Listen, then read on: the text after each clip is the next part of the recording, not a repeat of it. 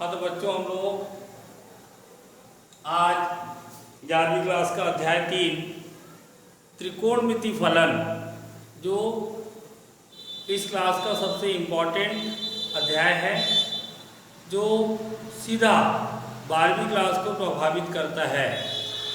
जो बच्चा 11वीं में इस अध्याय को अच्छा प्रैक्टिस, अच्छा अभ्यास करके जाता है, उसको 12वीं में अवकलन और समाकलन हल करने में बहुत ही आसानी जाती है। आज हम इस महत्वपूर्ण अध्याय को शुरू करने जा रहे हैं। इस अध्याय में बहुत कुछ देखने को मिलेगा और बहुत आनंद की अनुभूति होगी, जिसमें पहली प्रश्नावली में 3.1, जिसमें हमको पहला बोला है अंश को रेडियन में बदलिए। अब हमारे लिए ये रेडियन शब्द नया है, क्योंकि हम भारत के लोग हैं। हम लोगों को बचपन से कोण को अंश में नापना सिखाया है, अर्थात हमारा दिमाग कोण को अंश में ही नापते आया है, क्योंकि बचपन से हमको ये बताया गया कि कोण मापने की इकाई अंश बताई गई। लेकिन अब हायर सेकेंडरी की कक्षा में आपको ये जानने को मिलेगा कि अंश केवल इंडिया में चलता है।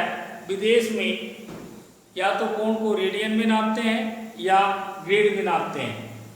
तो हम सबसे पहले अंश, रेडियन और ग्रेड में संबंध देखेंगे और एक सूत्र लिखेंगे, D बटे 180 बराबर G बटे 200 बराबर थीटा बटे पाई। ये सूत्र आपको तीनों इकाइयों में परिवर्तन, एक दूसरे में परिवर्तन करना सिखाएगा। यहाँ पर D का मतलब अंश से है, G का मतलब ग्रेड से है और थीटा का मतलब रेडियन से है।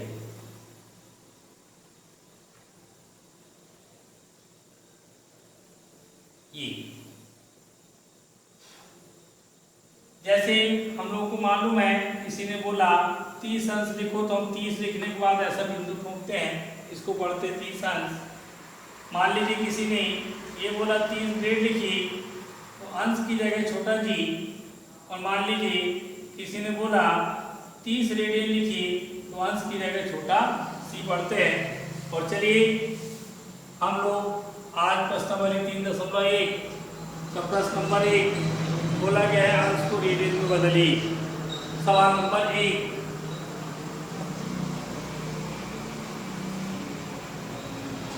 अंश या डिग्री एक ही चीज है, इसको रेडियन में बदलना है।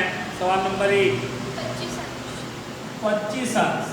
तो ध्यान देंगे, अंश दिया गया है, इसलिए आप लिखेंगे D बराबर 25 अंश। इसको बोला गया है रेडियन में बदलिए, तो आपको लिखना होगा थीटा बराबर क्वेश्चन मार्क। और सिर्फ अब ध्यान देंगे, यहाँ पर D दिया है, थीटा ज्ञात करना है, अर्थात सूत्र यही लगाएंगे, बीच में ग्रेड वाले पोर्शन को हटा देंगे। अर्थात हमारा सूत्र बनेगा D बटे 180 बराबर थीटा बटे। अब इसके बाद कुछ नहीं करना है आपको, D की जगह 25 पुट कर देना है और सवाल को हल कर देना है।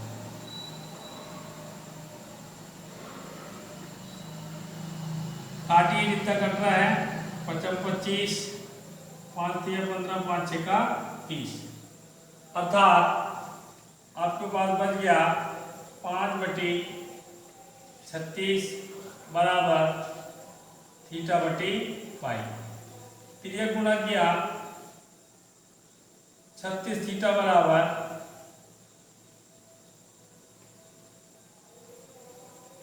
5 पाई। अगली स्टेप हमको थीटा का मान ज्ञात करना है। ये लिखा थीटा बराबर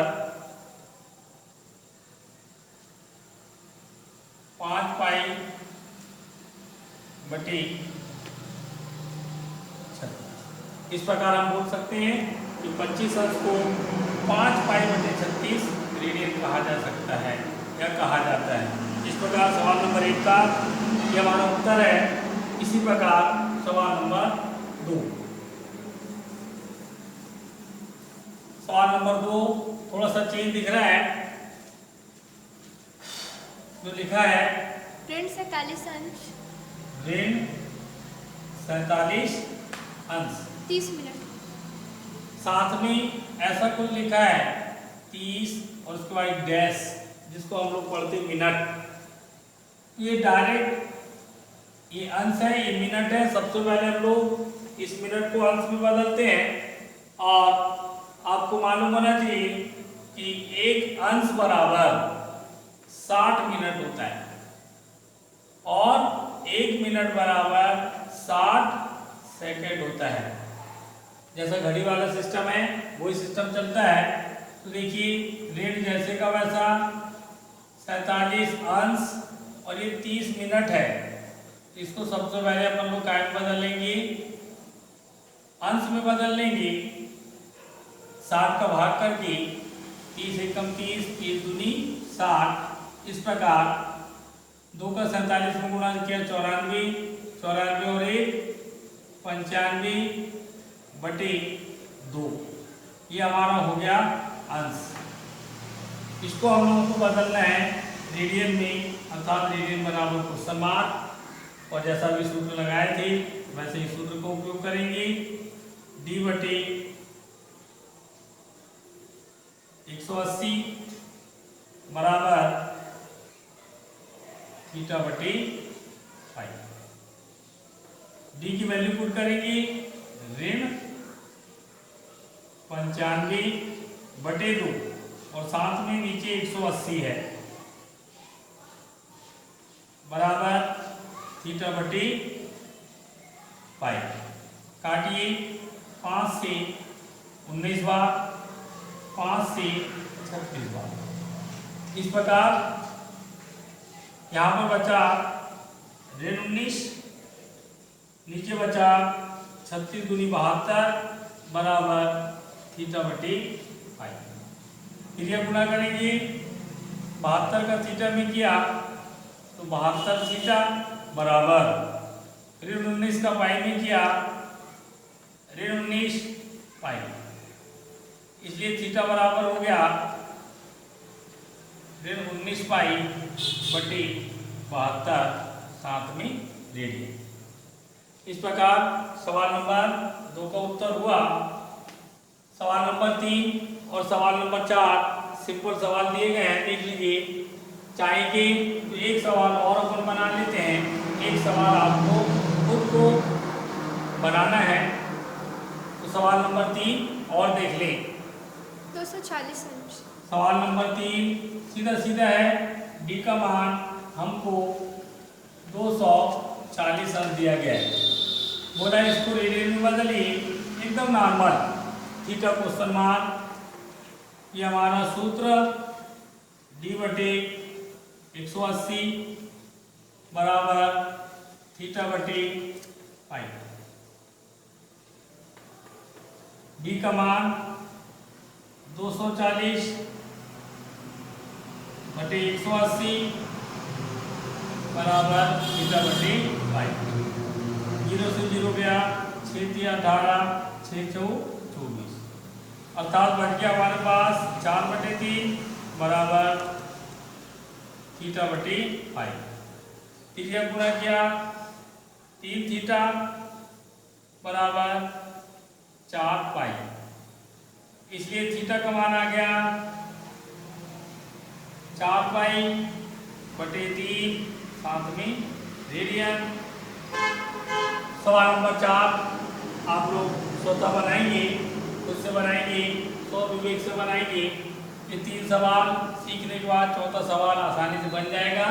इस प्रकार आज हमने त्रिकोणमिति फलन का पहली प्रश्नावली का पहला सवाल सीखा, जहाँ पे आज हमने अंश को रेडियन में बदलना सीखा। कल जस्ट इसका उल्टा अर्थात रेडियन को अंश में बदलना सीखेंगे।